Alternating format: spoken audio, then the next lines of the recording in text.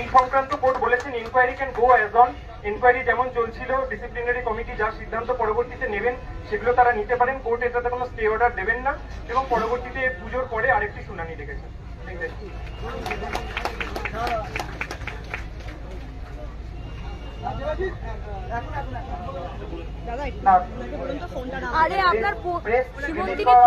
আমাদের এটাই উদ্দেশ্য ছিল ওয়েস্ট বেঙ্গল জুনিয়র ডক্টর ফ্রন্টের পক্ষ থেকে যে কর্মসূচিগুলো, সেই কর্মসূচির একটা ঘোষণা এবং আমাদের যে সহযোদ্ধারা আজকে গত 42 ঘন্টা হয়ে গেল না খেয়ে আমরণ অনশনে রয়েছেন, তাদের শারীরিক অবস্থার একটা আপডেট, এটুকু প্রাথমিকভাবে উদ্দেশ্য ছিল। কিন্তু একটা কথা বারবার আসছে যে এই যে আন্দোলন চলছে এবং যে 10 দফা দাবিকে নিয়ে আমাদের সহযোদ্ধারা আমরণ অনশনে বসেছেন, এখানে কিন্তু বারবার পুলিশ প্রশাসন আইনিভাবে নানাভাবে বাধা দেওয়ার একটা চেষ্টা কিন্তু করছে।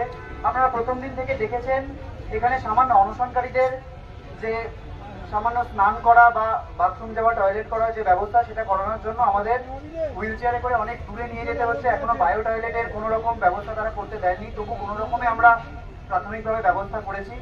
বিভিন্ন কলেজে কলেজে যে অনশনকারীরা রয়েছে, আমাদের যে অনশনকারী সহযোদ্ধারা রয়েছে, তাদের নামে পুলিশ গিয়ে প্রত্যেকটা কলেজে কলেজে খোঁজ পাঠাচ্ছে এবং রীতিমতো একটা তাদের মানসিক মনোবল ভেঙে দেওয়ার একটা চেষ্টা করছে। আমরা একটা দৃঢ়ভাবে জানাতে চাই, আমাদের অনশনকারীরা তো এখানে এসে প্রেস বাইট দেওয়ার মতো জায়গায় নেই। এখন তাদের যে শারীরিক অবস্থা, তাদের কথাটাকেই একটা ভাবে প্রতিধ্বনিত করছি, তাদের মানসিক বল কিন্তু অটুট এবং এই লড়াইয়ের শেষ তারা দেখে ছাড়বেন, এই কথা তারা জানিয়েছেন। এবং আর একটাই কথা বলার, যে আজকে যে আন্দোলন গণ আন্দোলনের রূপ নিয়েছে, আমরা একটাই কথা বলতে চাই যে কোনো রকম হামলা করে মামলা করে এই আন্দোলনকে কিন্তু দমানো যাবে না, এটুকুই। এবং আরেকটা কথা, নর্থ বেঙ্গল মেডিকেল কলেজ, আমাদের এখানে যেমন অনশনকারীরা রয়েছেন, আপনারা যেরকম জানেন, নর্থ বেঙ্গল মেডিকেল কলেজে আমাদের এই হাঙ্গার স্ট্রাইক, এই আমরণ অনশনের সলিডারিটিতে এনবিএমসি আরটিএ, সেখানকার মেডিকেল কলেজ এবং ডেন্টাল কলেজ যে আরটিএ, তাদের পক্ষ থেকে দুজন কিন্তু আজ থেকে আমরণ অনশনে বসেছেন। তাদের নাম ডক্টর অলোক কুমার ভার্মা, যিনি সাইকিয়াট্রি ডিপার্টমেন্ট এনবিএমসি, এবং doctor Souvik Banerjee, intern north Bengal dental college. এই দুটো নামও আমরা এখান থেকে কলকাতা পুলিশ কমিশনার নর্থ বেঙ্গলে বসেছেন। এবং আগামীকাল আমরা যে বললাম যে সকাল 9টা থেকে রাত 9টা আমরা বিভিন্ন কলেজের জুনিয়র ডাক্তার হোক, বিভিন্ন সিনিয়র ডাক্তাররা, বিভিন্ন সংগঠন নির্বিশেষে বিভিন্ন সিনিয়র ডাক্তাররা, তারা স্বাস্থ্যকর্মী, নার্স, তারা ঠিক যেমন আমাদের এই অবস্থান মঞ্চে বা অনশন মঞ্চে কিছু মানুষ দেখুন, এখানে পুলিশ আমাদের জায়গা বাড়াতে দিচ্ছে না, এখানে সবাইকে অ্যাকোমোডেট করা সম্ভব নয়। সেই জন্য এখানে কিছু মানুষ যেমন প্রতীকী অনশনে বসবেন, আমরা আহ্বান জানাচ্ছি বাকি বিভিন্ন জায়গায়, প্রত্যেকটা মেডিকেল কলেজগুলোতে যে প্রোটেস্ট মঞ্চ রয়েছে, ধর্ণা মঞ্চ রয়েছে, শুধু মেডিকেল কলেজ নয়, স্বাস্থ্যকেন্দ্র রয়েছে, সেখানেও কিন্তু 12 ঘন্টার প্রতীকী অনশন কিন্তু বিভিন্ন জায়গার জুনিয়র ডাক্তার, সিনিয়র ডাক্তার, স্বাস্থ্যকর্মীরা বসবেন। এবং সাধারণ মানুষ যারা আমাদের পাশে আসছেন, তাদেরকে কিন্তু আমরা আমাদের পাশে, আমাদের সংগঠিতে চাইছি, যাতে তারা আমাদের পাশে এসে দাঁড়ান, এটুকুই।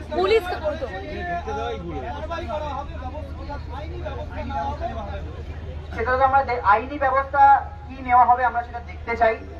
উনি প্রেস কনফারেন্স করে বলেছেন আইনি ব্যবস্থা নেওয়া হবে। আজকে 59তম দিনে এসে আমাদের এই গণ আন্দোলন আমরা কোনো উপায় না পেয়ে আজকে আমাদের সহযোদ্ধারা আমরণ অনশনে বসেছে। সেখানে কোনো সদিচ্ছা তো দূরের কথা, এরকম একটা থ্রেট, এরকম একটা ভয় আজকে আমাদের দেখানো হচ্ছে।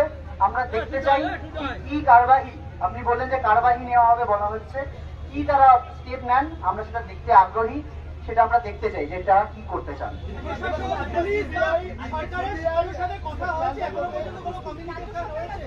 আমাদের সাথে কোনো কমিউনিকেশন এখনো অবধি কোনো তরফে করা হয়নি, কেবলমাত্র সেই কমিউনিকেশনই করা হয়েছে যে তোমরা এটা করতে পারবে না, তোমাদের স্টেজ বাড়াতে দেবো না, তোমাদের নামে কারো অ্যাটেন্ডেন্স কি হচ্ছে পুলিশি মামলা করব, এই ধরনের কমিউনিকেশন হয়েছে। পুলিশ করছে, বিভিন্ন জায়গায় বায়ো টয়লেট আনা হচ্ছে। আমাদের বায়ো টয়লেটে যে ডেকোরেটর, যে গাড়িতে করে আসা হচ্ছে, যে ডেকোরেটর ভ্যানে করে আসা হচ্ছে, তাদের বাড়িতে গিয়ে আজকে সব বায়ো টয়লেট দিয়ে এসেছে যে লোকেরা, তাদের বাড়িতে গিয়ে 10-15 জন পুলিশ গিয়ে তাদের থ্রেট করে এসেছে, তাদের নামে চালান কাটা হচ্ছে। তাদের ভেহিকেলের রেজিস্ট্রেশন ক্যান্সেল করা হবে, এই রকমের থ্রেট মারা হচ্ছে। এই হচ্ছে ড্রাইভারকে সমস্যার সমাধানের জন্য কোনো কমিউনিকেশন না, সমস্যা সমাধানের জন্য কোনো কমিউনিকেশন আমরা কিন্তু পাইনি। আলোচনার ডাক, না, কোনো রকম আলোচনার ডাক আমরা পাইনি। আপনারা কি আলোচনায় বসতে এখনো আগ্রহী? দেখুন, এই কথাগুলো তো এখন আপেক্ষিক হয়ে যাচ্ছে। আমাদের সহযোদ্ধারা এখানে গত 42 ঘন্টা ধরে আমরণ অনশনে বসে রয়েছেন। এখানে আমাদেরকে এই প্রশ্ন করাটা আমরা মনে করছি খুব একটা ব্যর্থ প্রশ্ন, যে আমরা আলোচনায় বসতে চাই কি চাই না। এই প্রশ্নটা আপনারা সরকারকে গিয়ে করুন, তাদের কোনো সদিচ্ছা আছে কিনা, তারা কোনো আলোচনায় বসতে চায় কিনা। এই প্রশ্নটা আমাদের করা অত্যন্ত অনর্থক বলে আমরা মনে করছি।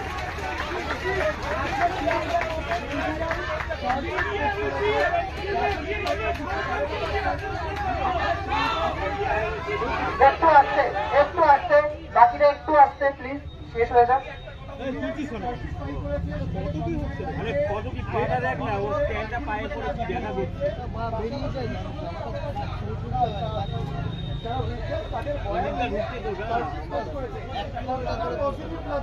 দেখুন, আজকে যে চার্জশিট পেশ হয়েছে কি হয়নি এই খবরটা আপনারা প্রথম আমাদের দিলেন। আমরা এখনো জানি না শিয়ালদা কোর্টে কি ঠিক চার্জশিট পেশ হয়েছে। এবং দ্বিতীয় কথা, এই যে চার্জশিট পেশ হয়েছে, আমরা আমাদের যতটুকু লিগ্যাল নলেজ সেটুকুতে এটা দাঁড়ায় যে এটা হচ্ছে প্রাথমিক একটি চার্জশিট। তো তার ভিত্তিতে কোনো মন্তব্য করা আমাদের এই মুহূর্তে সম্ভব নয়। আমরা আমাদের লিগ্যাল টিমের সাথে কথা বলে আমাদের যে প্রতিক্রিয়া সেটা পরে জানাবো।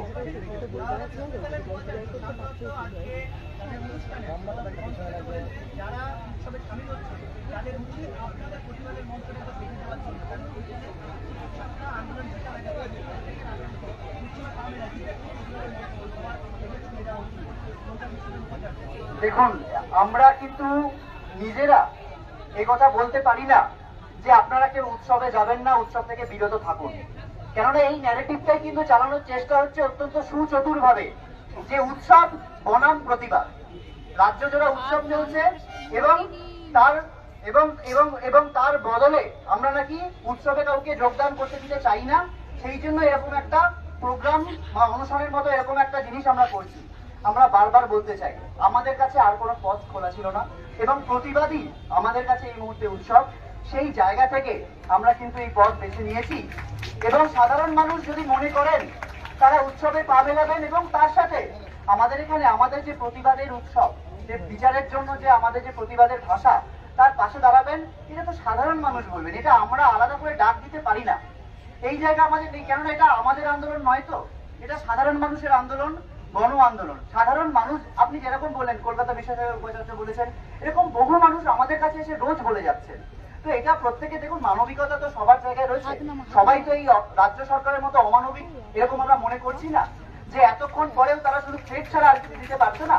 তো আমরা আশা রাখছি এরকম শুভ